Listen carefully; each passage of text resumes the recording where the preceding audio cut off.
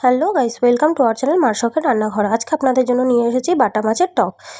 আম চলে যেতে যেতেই এই টকের রেসিপিটা একবার বানিয়ে খেয়ে দেখুন, দুর্দান্ত লাগবে। এখানে কচুরগাঁটি আমরা টুকরো করে রেখেছি, আর রেখেছিলাম কুমড়ো টুকরো করে, আর এখানে রেখেছি আলু, আর নিয়েছি বাটা মাছ। এটা আমাদের ফ্রিজে রেখে দিয়েছিলাম বলে এরকম শক্ত হয়ে রয়েছে। মাছটা কিছুক্ষণ জলে রেখে দেবো। এখানে নিয়ে নিয়েছি দুটো আম টুকরো করে। এখানে নিয়ে নিয়েছি কাঁচা লঙ্কা, সর্ষে আর নুন, আর নিয়ে নিচ্ছি সামান্য হলুদ। এবার ভালো করে আমরা এটাকে শিলে বেটে নেব। চলুন, এবার কড়াই ভালো করে গরম করে কড়াইতে আমরা তেল দিয়ে দিচ্ছি। এবার তেল ভালো করে গরম হয়ে আসলে দিয়ে দেবো আমরা মাছগুলো। এবার মাছগুলো আমরা এখানে সামান্য নুন আর হলুদ দিয়ে মাখিয়ে নিলাম। মাছগুলো ভালো করে মাখিয়ে নিয়ে কড়াই যখন ভালো করে গরম হয়ে আসবে তখন আমরা দিয়ে দেবো মাছগুলোকে ভালো করে লাল লাল করে ভেজে নিতে হবে। একটু কড়া করেই মাছগুলো আমরা ভেজে নিয়েছি। এবার এর মধ্যে দিয়ে দিচ্ছি হাফ চামচ মতন রাঁধুনি ফোড়ন, আর দিচ্ছি সর্ষে, হাফ চামচ কালো সর্ষে। এবার ওইখানে টুকরো করা কচুর গাঁটিগুলো আমরা দিয়ে দিলাম। এখানে কিন্তু গাঁটি কচুটা আমরা সেদ্ধ করিনি, আপনারা যদি চান একটু হালকা সেদ্ধ করে নিতে পারেন, তবে এখানে সেদ্ধ করার দরকার পড়ে না, কাঁচা কচুর গাঁটি দিয়েও রান্না করলে সেদ্ধ হয়ে যেত। এবার এর মধ্যে দিয়ে দিচ্ছি আমরা ওই আলুর টুকরোগুলো। ভালো করে আলু আর কচুর গাঁটিটাকে ভেজে নিতে হবে। প্রথমে কচুর গাঁটিটা একটু ভালো করে ভেজে নেবেন, তারপরেই আলুটা দেবেন। চলুন, দুটো ভালো করে আমরা একটু ভেজে নিয়ে তার মধ্যে দিয়ে দিচ্ছি এবার কুমড়োর টুকরোগুলো। কুমড়ো, আলু আর কচুর গাঁটিটা একসঙ্গে ভালো করে নেড়ে ছেড়ে ভেজে নিতে হবে।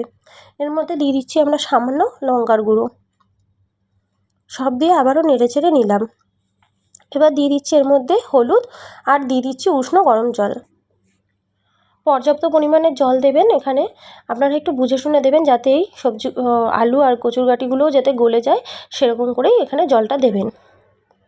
একটু বেশি দিলেই ভালো হয়, তাতে সবজিটাও গলে যাবে, আপনার ঝোলটাও খুব একটা শোকাবে না। এবার দিয়ে দিচ্ছি হাফ চা চামচ লবণ। সব দিয়ে ভালো করে ফুটানো অবস্থায় রেখে দিলাম। যখন ফুটে আসবে ঝোলটা তখন দিয়ে দিলাম কাঁচা আমের টুকরোগুলো। দিয়ে দিচ্ছি আমরা লঙ্কা।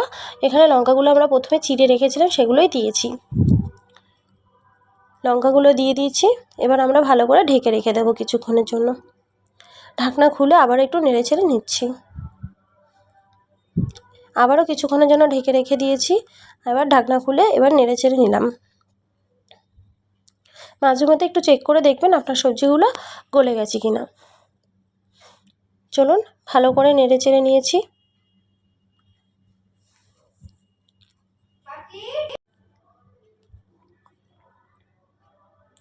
দেখুন, এখানে আবারও ভালো করে নেড়ে চেড়ে এবার দিয়ে দিচ্ছি ঢাকা।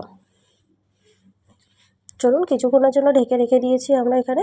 এবার ঢাকনা খুলে এখানে আমরা নেড়ে চেড়ে দিয়ে দেবো ওই সর্ষে পেস্টটা, যে সর্ষেটাকে আমরা বেটে রেখেছিলাম।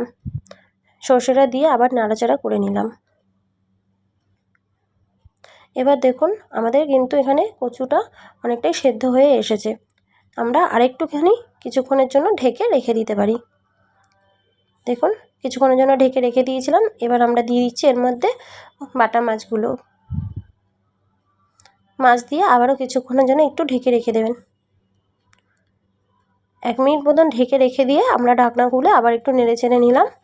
এবার এটাকে আমরা সার্ভ করে নেব। দেখুন, আমাদের আমও খুব সুন্দরভাবে গলে গেছে। চলুন, এবার এটা আমরা সার্ভ করে নিই। দেখুন, কালারটা কিন্তু দুর্দান্ত এসছে। গরমের দিনে এরকম রেসিপি হলে গরম ভাতে খেতে কিন্তু অনেক সুন্দর লাগে। রেসিপিটা যদি ভালো লাগে লাইক, কমেন্ট, সাবস্ক্রাইব করে আমার পাশে থাকবেন। টাটা।